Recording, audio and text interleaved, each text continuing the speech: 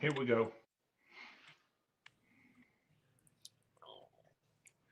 Hey, good afternoon, everyone. Glad to have y'all in here with us. You're live tonight on CatFish Talk. I'm your host, Stacy Gasson, and other host here, Joey Kirby. And we got a special guest in with us tonight, Aaron Churchwell. And we're going to be talking catfishing here in just a little bit. We're going to get into some stuff. First thing I want you to do, if you're just now coming into the chat, whether you're on Facebook or whether you're on YouTube, we want to welcome y'all in, and can't express to you enough of how important it is to have you a part of this program. Want to just thank you for being a part here with us. If you would at this time, I want you to share and tag a couple of your friends that's in here with us tonight. And let's see if we can't get up to about 250 live views here tonight on Facebook. I want to thank the YouTube crowd. I know we've been trying to do this. We just started last week broadcasting on YouTube and Facebook Live together. So we want to thank y'all. Joey, you got anything you want to say tonight, man? I don't. I'm gonna save my time and pass my time to Mr. Churchwell, because I'm all ears tonight listening to what he's got to say. You ain't got the Kentucky basketball game going on in front of you too, do you? What's it matter? I don't. It's in there. I still want to let y'all. So if you just now come into the chat, do this for me. I want you to go in, and I want you to type in the word SDC, which is something we're going to be looking for as we come into the live chat, as we start to give some products away. We're going to give away 3 things tonight. We're going to give away another snag stick. We got a $50 gift certificate from Dale's Tackle, and we're going to give away what I call some of the SmackDown special Mad Catter XHDs. And so we're going to give them things away tonight. So go ahead as you come into the chat, whether you're on Facebook or whether you're on YouTube, go ahead and type in that the letters SDC. That's what we're going to be looking for, and that's what we'll be drawing from tonight. Aaron, we want to welcome you to the program, Aaron. Glad to have you in. I met Aaron a couple of years ago, and me and him become pretty good friends. We talk to each other on a regular basis, and he fishes a lot throughout the country and explores a lot of new territory. And one of the things that we had people asking about was, how do you prepare yourself when you go to new waters and look for these things? And so we're going to try to cover them topics there tonight. And we're going to go ahead before we get started, and we're going to give away a snag stick tonight.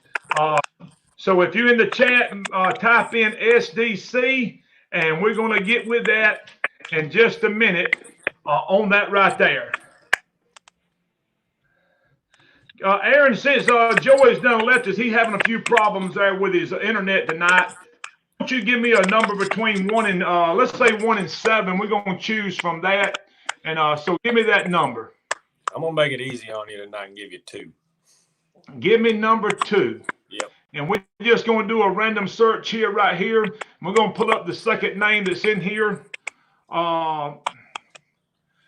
He's on Facebook Live with us tonight. James Robles, Robles.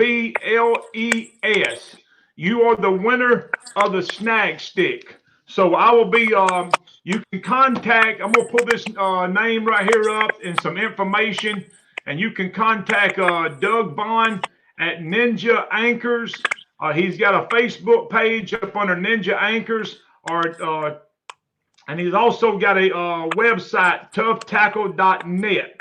But you can contact him, and I will give him also your information. But he's going to want you to contact him on Facebook Messenger. His name is Doug Vaughn, or you can go to Ninja Anchors to get a hold of him. And we got Joey's coming back in live with us back tonight. Let's go ahead and let's get into the meat of this program. And we want to give the viewers try to give them what I think that they're looking for, and what I call the meat and potatoes of things. One of the most difficult things that I've faced, Aaron, is, and I'm going to just tell this story before I get started. remember my first time, probably 5, 6 years ago, of going in on Wheeler Lake. And when I got there, it might have been 7 years ago.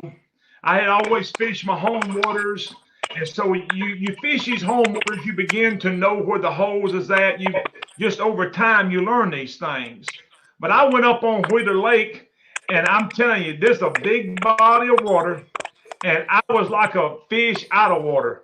I'm like, where do I go? What do I look for? And it forced me to start learning things it got me out of my comfort zone and pushed me. I want to ask this to you, and I think this is when you're going to a new body of water, and let's say there's something that you've never been on.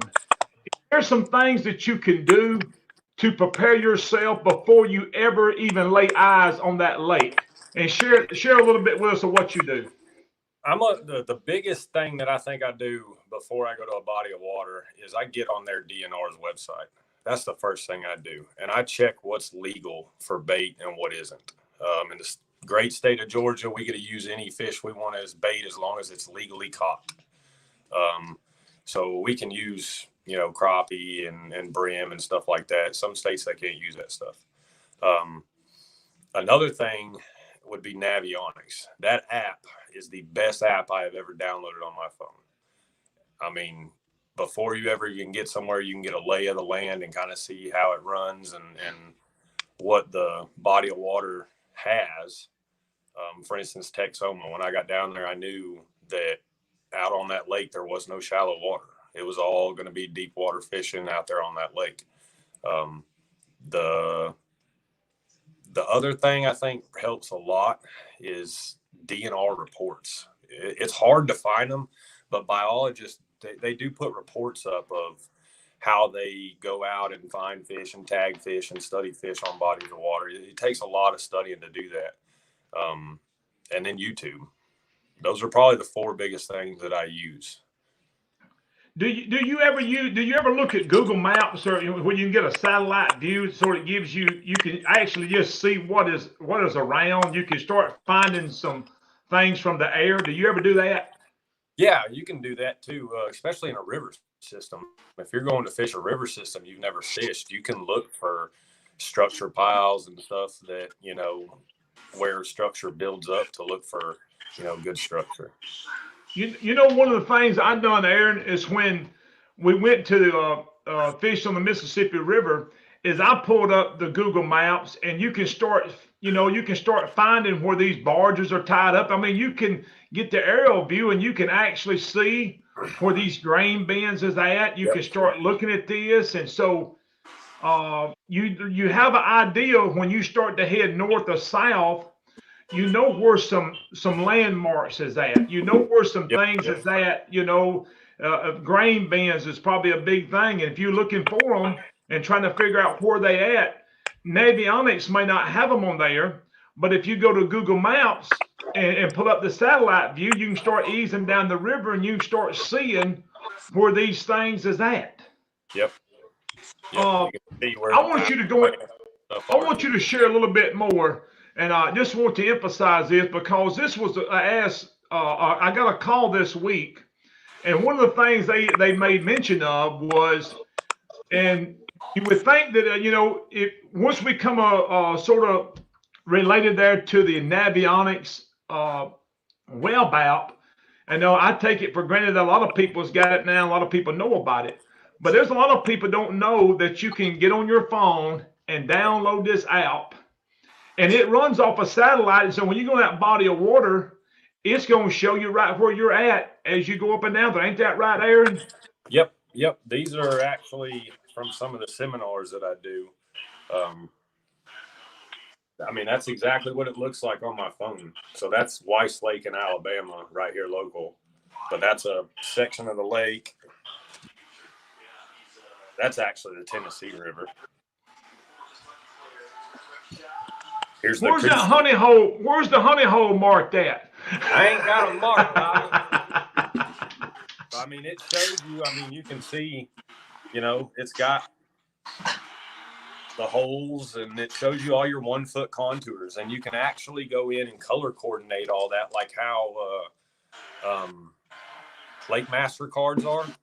Mm-hmm. You can go in and color coordinate all that. So, you can break 5 foot to 10 foot down as one color and break 10 foot to, 20 foot as another color.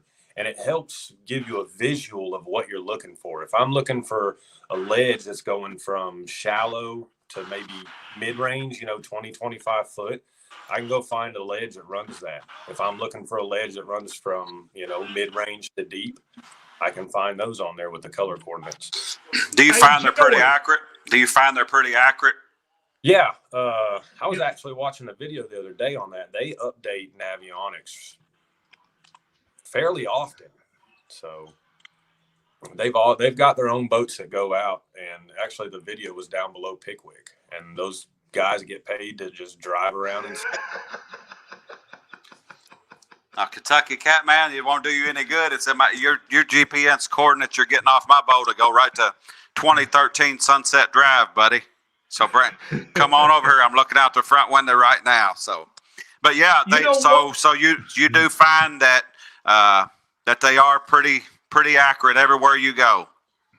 For the most part, it's going to give you the layout of where the holes are, where the river channel runs through lakes, stuff like that, where a lot of the flats are and secondary ledges and stuff like that. You know what I've seen from noticing it, it may show it's 50 foot deep.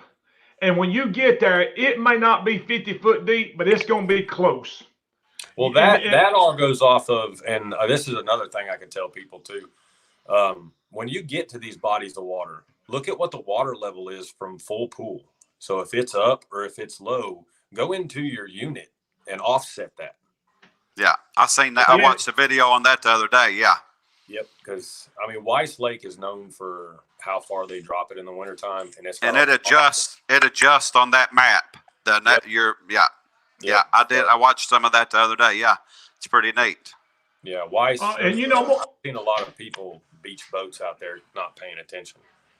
I'm gonna go back to one other thing because I think it's an important feature on our electronics, especially when you're in a body of water. You made mention about the color graph, and I like to use that because I can, if I'm looking for 40 foot of water and I got this set on my graph, I can back off of my graph and get a view of a mile or two, and I can look and I say, here's where the 40 foot stuff's at, because we can tell by the shade of blue or white that it is, or whatever color it is, we can pinpoint where these 40 foot holes is at. We can pinpoint where the shallow water is at. Ain't that right?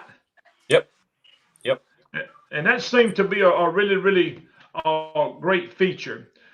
Now, this is another thing. So if we've sat back and we've done this, studying, and I like to get on, if I know where I'm going somewhere, I may spend, if it's going to be 2 or 3 weeks before we get there, I get my computer, pull up my PC, my personal computer. I pull up Navionics web app. I sit here and I study it and look at it. And I start to look for specific things. Let me ask you this, without telling too many of your secrets, maybe. But I thought I was going to try to ask you another question. You're going to feel like you was on Jeopardy tonight. Is there something specific that you're looking for? In all honesty, I like I drag 90% of the time. So I like to find something that I can start out in one depth, and in a short amount of time, I can go through a bunch of different depths. So, if I can find a flat that comes down into another flat and then drops into the main channel in a short 400-yard area, that's something that I look for a lot in a lot of these places. Something that I can cover a bunch of different depths and try to find where these feeding fish are. Yeah, and Aaron, I found that to be probably the most consistent thing. And I know I've talked to you a little bit about this, and I think that me and you do a lot of the same stuff, because I'm looking for a junction of deep water, mid-range water, and shallow water all within a certain area. And I'm like, these fish are probably here somewhere because there's so much. They got these 3 different levels to deal with. Now we pinpoint this area down. Now let's just find now where they at here. And it keeps Yeah. you from running, if you're on a lake that's, you can be overwhelmed if you're on a lake that's, say, 20 or 30 miles long. You're like, where do I go? And I find that to be pretty successful, haven't you? Yeah. That's another thing. I watch a lot of Scott Martin's videos. He's a professional bass guy, Roland Martin's son. And he talks about how he breaks down a lake like that too. And he'll take a major water system and he'll break it down into 4 sections, we'll say. And day one, he'll get up in there and break down that first section and say, okay, this one, I know this about this one now. Now let's go to the next one. I know this about this one. And then at the end of all of it, come back and say, okay, I did best in this section and in this section. This is what I need to key in on. Yeah, and it seemed to be a pretty, consistent way to sort of target. And, one of the things that I seen, I fish a lot on the Alabama River, which is a smaller river. But I took the things what I learned on this small river, and even when I go on a big place like Wheeler or Wilson, where you're down the lake part, I'm still looking a lot for that main river channel. And I'm like, hey, I'm going to look for this, and I'm going to try to find areas in this main river channel that's similar to some things that I like personally, and I know everybody's probably got their personal preference of things they look for and things that they do. And so I just try to ignore that whole big picture of a lake that's so big and try to focus on this is the places that I like to fish. And that's what I try to get in there and target. I call that key features. Creek mouths, points, stuff that you can vary depths throughout until you can key in on where those active fish are. I mean, I think the biggest part of once you get there is a lot of people, and I rely on my depth finder 100% for finding fish. But once you find fish, are they active or are they not? And that's where, you can find fish stacked on a ledge and then start covering that ledge. And hey, well, the active ones are up on top. So that's what I need to key in on, move the boat over a little bit and start targeting those active fish. And, and it was something I read, maybe it was my nature, fishing these large bodies of water. And you're sitting out there, and you seem like you're a half a mile from the bank. And you're like, well, I want to be close to the bank or something, But if you get in these big bodies of water, you look for that river channel and look for a creek to come into it. And you may be out there in the middle of the place, but you're like, hey, I'm on the ledge of this river channel. Yep. This ledge is not a half a mile over by the bank. This ledge of this river channel sits right out here in the middle. And so I think that sometimes you have to get past that mental block in your mind and think, well, we're fishing out here in the middle of the lake. No, we're fishing on the ledge of this river channel is where we fishing. I had a partner one time that was like, we need to be way over there close to the bank. Well, right now we're running a creek channel out here on a 30-foot flat. This is what we're targeting these fish on, And so actuality, we are on the bank of this river channel. You know what I mean? We are on this. We just happen to be a half a mile out here in the middle of this lake. And I found out, man, you get out there and where this river in the middle and you see a creek channel that's done come way out and hit and it causes a T. Listen, I almost go to slobber at the mouth when I see something like that. I'm like, these fish are here somewhere. Let me I want to make sure I don't miss anything. I can see people commenting and mention me, but I can't see the comments. So just let me ask you this, and before we go into a break, what would cause you after and let's say that you have you've done your homework at home and you've studied and you've looked at this and now you're going up the lake, what would cause you to make you stop and fish or at least stop the boat and go to looking? what would make you do that?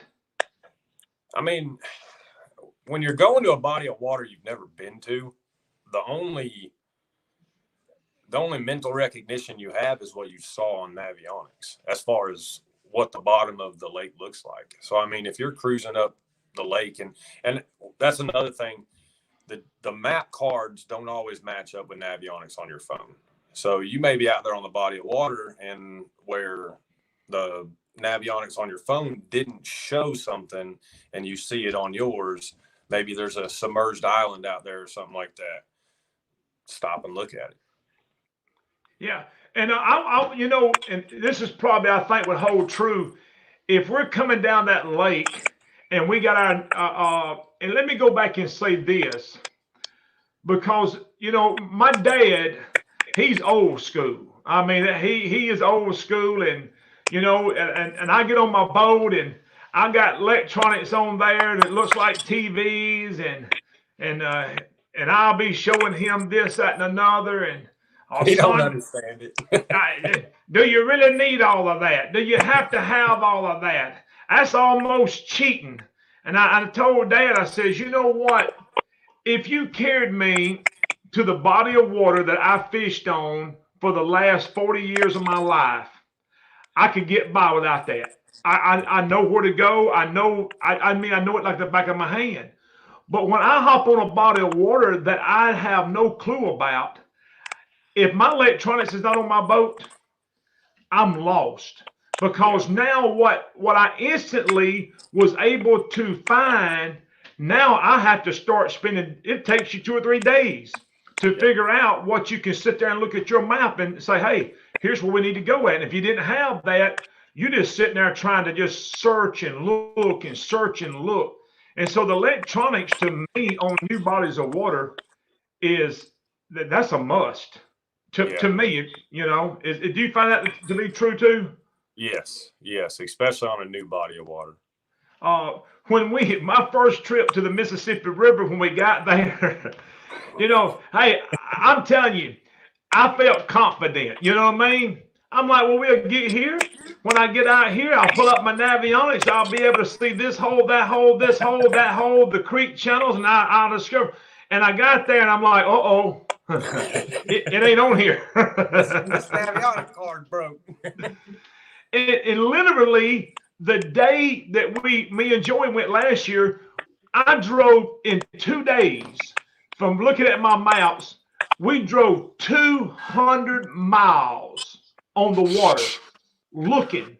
And I would look up there, and it's so cool. You don't see the depths. I didn't see, you don't see all these contours on the Mississippi River that's on. You can't, it ain't on Navionics. It wasn't on Lake Master. And I would see this creek channel, and I'm like, we got to get up here. We're going to drive 40 miles to go to this creek channel and get up there, and it's 1.5 foot deep and a flat. And I'm like, man. And I was looking for a channel to come out, and I'm like, wow. So that Navionics, man, cuts down the time of riding and looking just because you can see where you want to go to before you get there. Yeah, definitely. Let's go into a break right here. Joey, you back live with us now? I'm trying, man. I don't know what's going on tonight. I guess it's cloudy, rainy weather. But if I go off again, I will be on. I'll start asking Aaron some questions about chat. So well, we got you back in now. Well, again, if this does it again, I won't bother it no more. I'll be tuned in. Guys, if y'all have enjoyed this program so far, make sure we ain't but just like 15 people away from 250 viewers on Facebook. I know that these awesome viewers that we got that can make this right here happen. So I want y'all to tag a couple friends. Let's hit that 250 mark tonight. And we're fixing to give away a $50 gift certificate to Dale's Tackle. When we got you in here, Joey, you got to keep it down pretty low. Don't go above 7 or 8. But who's your favorite basketball player for Kentucky that's got a low number? Give it to us. I think I done went off. No, you still with us. We can hear you. He's done froze. Give me one there again there, Aaron. Go number 3. Number 3.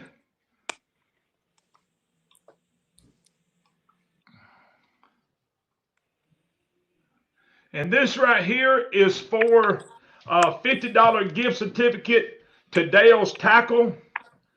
Josh Sheffield, Sheffield.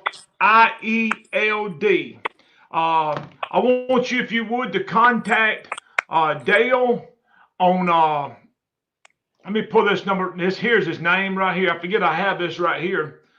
Contact Dale's Tackle, and he is going to get in touch with you, or you can get in touch with him and be able to get that free $50 gift. That ain't the right name. I don't know how. What did I do then? Y'all got to bear with me. I done hit the wrong button, I reckon. And now I can't even find that name. The chat done went. Guys, we 5 away from, there it was. I seen it. But that was Josh Sheffield. I hit the wrong one. Let's try it one more time. There it is. You are the winner of the Dale's $50 gift certificate. Hey guys, we done went and did it. 251. I think that's the first time here on our chat that we've seen this, and I'm gonna give Aaron Churchwell credit for making this happen. So Josh, make sure you contact Aaron and contact Dale. And guys, don't y'all get it. We at 266 now. We may hit 300 before the night's over.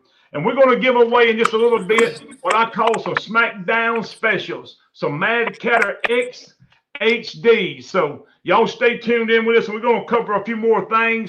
If you're liking this right here program so far, give us a thumbs up. And guys, we're 20 away from 300. And I know with the awesome viewers we got, you can make this happen right here. How many did you guys get that night out on Wilson? a lot of them.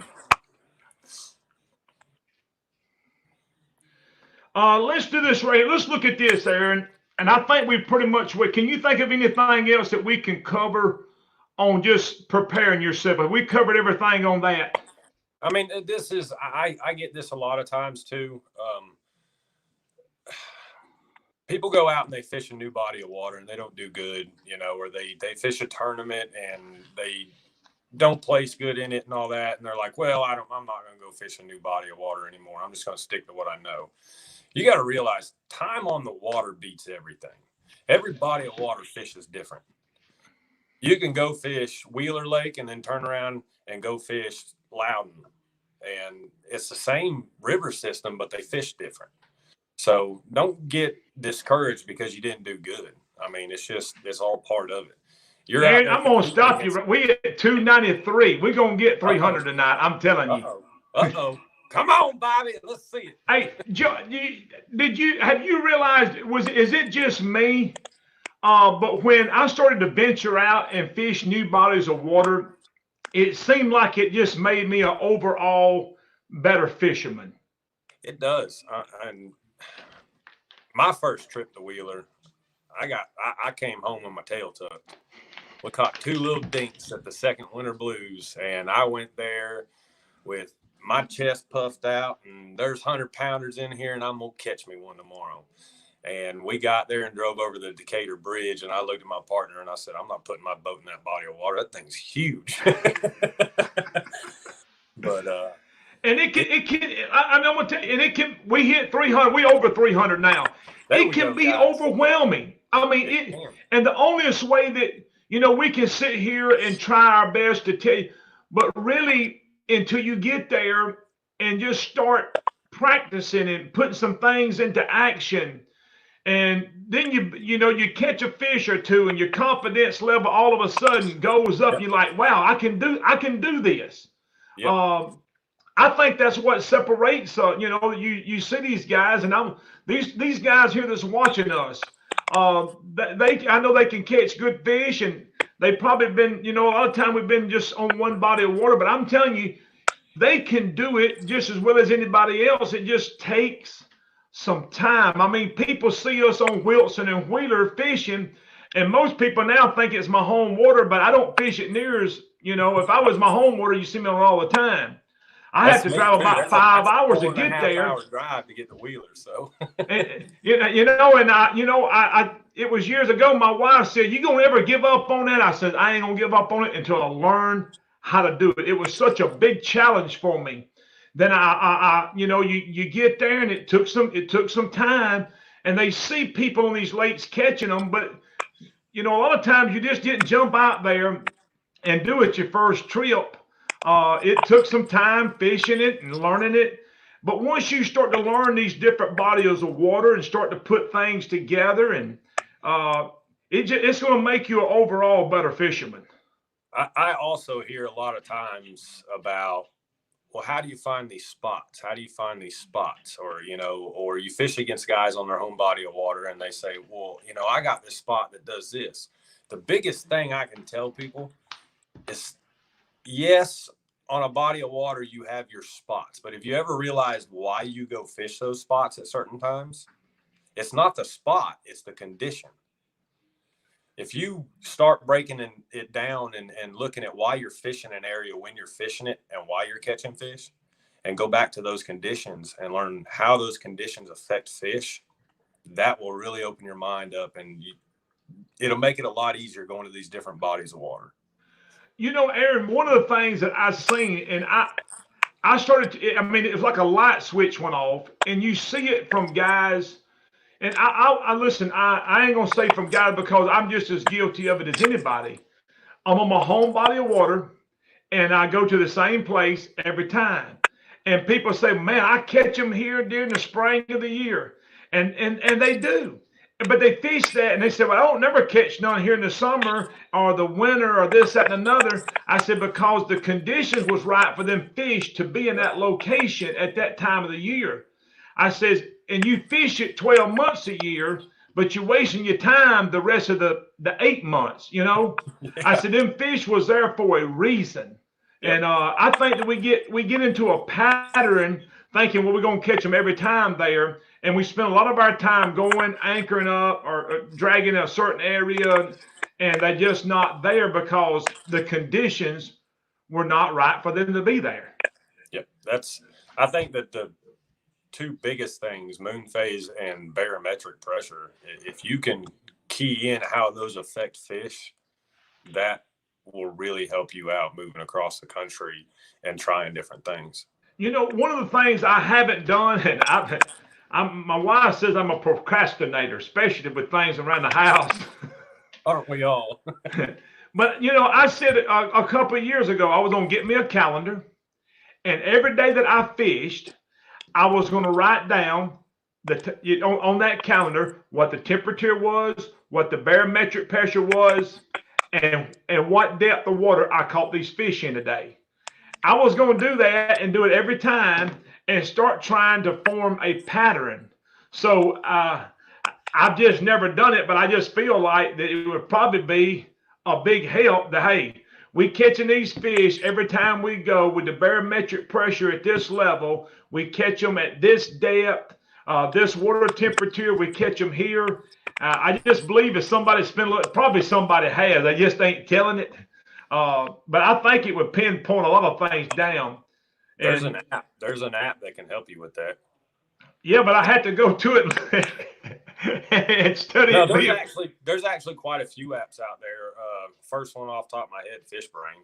That one, and you don't have to share it publicly. So when you catch a fish, you take a picture of it, say what it was and what you caught it on, and it automatically puts it in your system that you caught it under these conditions, and then it adds all that up for you. And I think that would help a learning curve with us. You can start to pinpoint, I think, some things.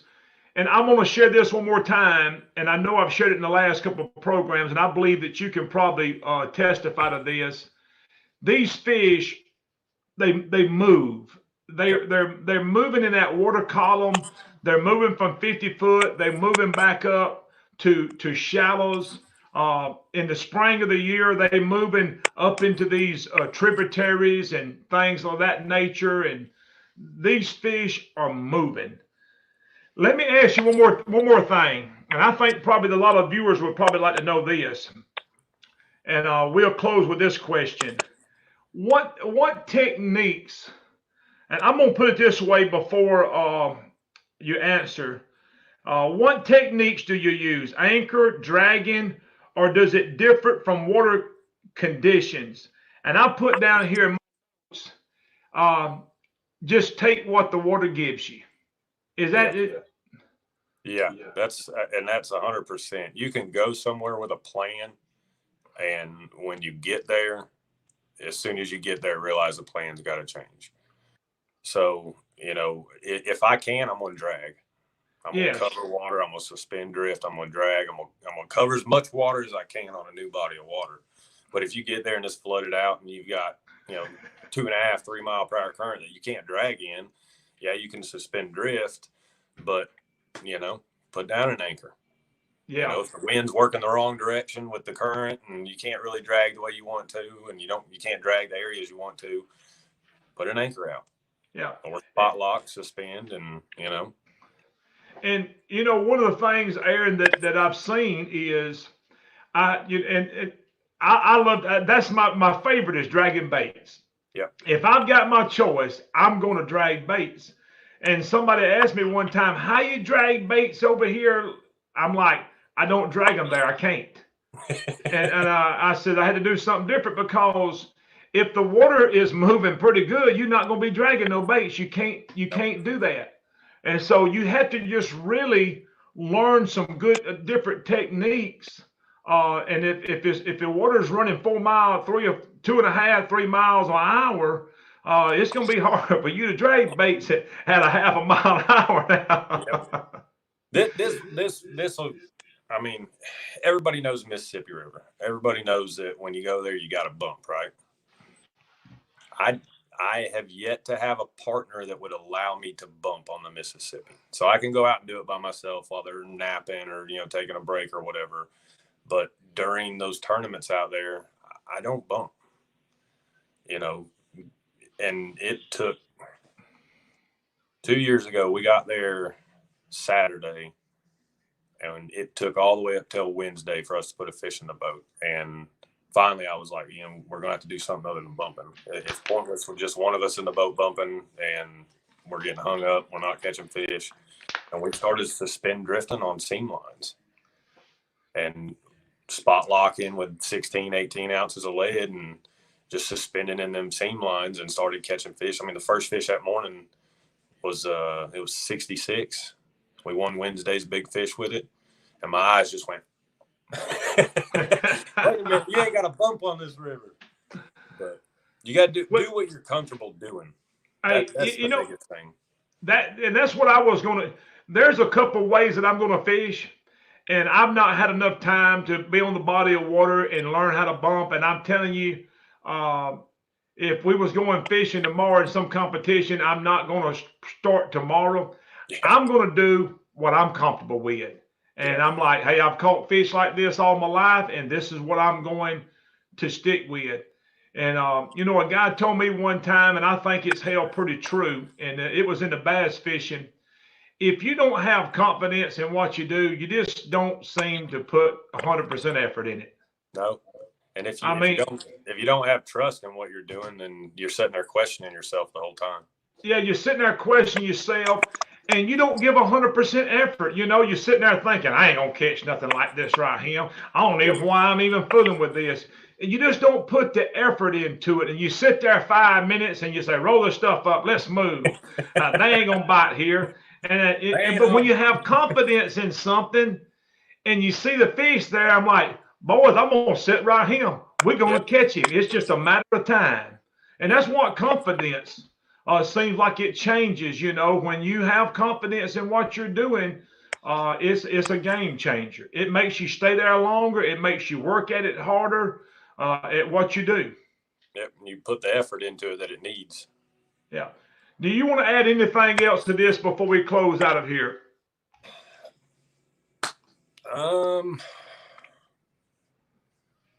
Not that I can think of. Well, let's do this. I want to thank everyone tonight I know Joy was having some problems. He said he had a little bit of bad weather where he was at. I can't express to the viewers enough for being a part of this program tonight and making this possible. I want to thank Aaron for being a part with us. I know you got a couple of sponsors, Aaron, that helps you out. I want to give you the moment here. If you want to share some information about them, please, a shout out to them, please do. I'd like to give a huge shout out to Heroes Outdoor. It's a veteran organization that helps. There's a lot of companies out there and a lot of outfitters out there that'll give veterans free guided trips or free guided hunts and stuff like that. And the problem was these veterans couldn't get there. They didn't have the money to fly out there or drive out there. And that's what Heroes Outdoor did. They created the middle. They're the middleman for all these. So they connect the veterans with these organizations and they cover their expenses getting there. Want to thank them. Thank River Rat Reel Repair. They do a lot for me. Parks Planer Boards, Nocturnal Nation hooks, Slime Cat rods. So River Rat Reel Repair. I already say that one. Yeah. Yeah. Listen, you don't give them 2 shout outs tonight. They worthy of 2 shout outs. River Rat anchors or River Cat anchors. My bad. But no, I have a lot of good companies that stand behind me. So just want to give a shout out to all of them. And on Smackdown Catfishing too. Smackdown, baby.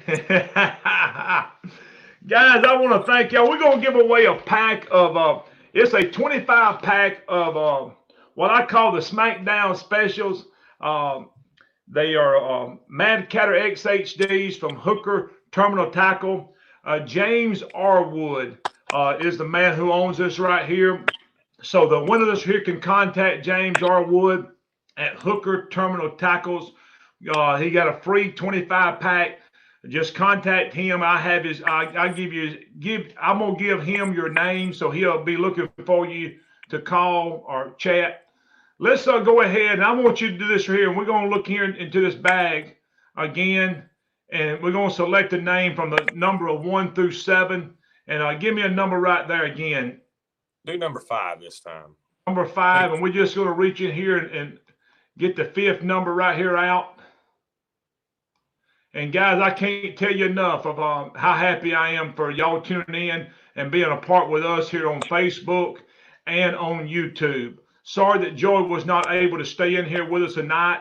So y'all make sure you get us tuned in and share with us next week. We're going to try to have special guests continue to come in and try to cover the topics that's going to try to help you be a better fisherman. He is on YouTube tonight.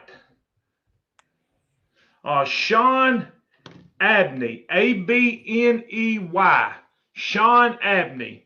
So if you're still watching, I want you to contact James R. Wood. If one of y'all know this guy, I want y'all to, if he's still in with us, I'm gonna see if he's still in the chat with us tonight. He was in here earlier.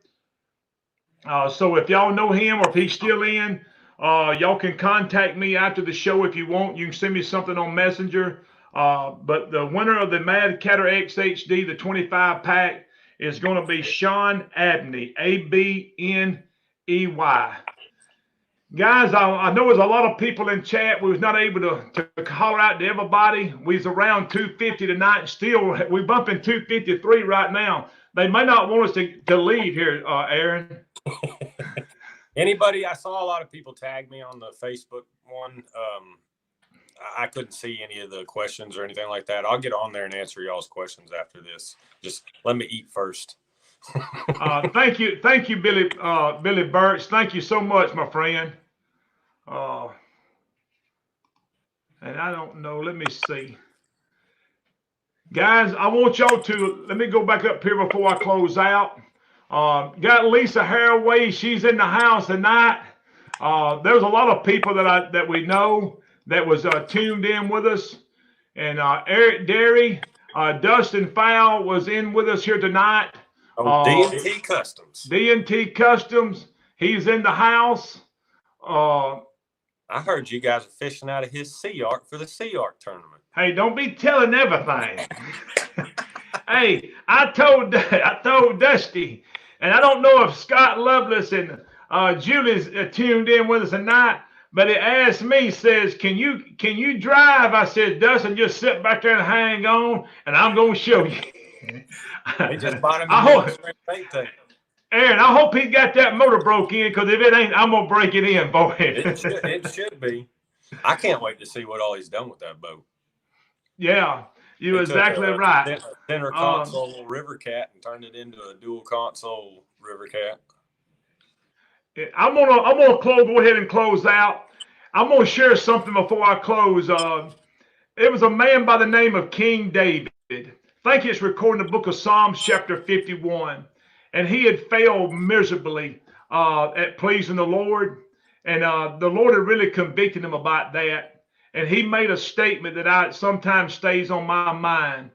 And he cried out to the Lord. He said, "Create in me a clean heart, O God, and renew a right spirit within me." Guys, we serve a loving and forgiving God that cares about you. And I'm telling you, there's nothing like having a relationship with him. And no matter where you've been, no matter how bad of a shape that you've been in, the sin of man is not near as great as the grace of God. God bless y'all. Y'all have a great afternoon. Thank you again, Aaron, for being a part of the show here tonight. God bless y'all. We look forward to seeing y'all next Tuesday night at the same time here on SmackDown Catfishing. We'll see y'all later.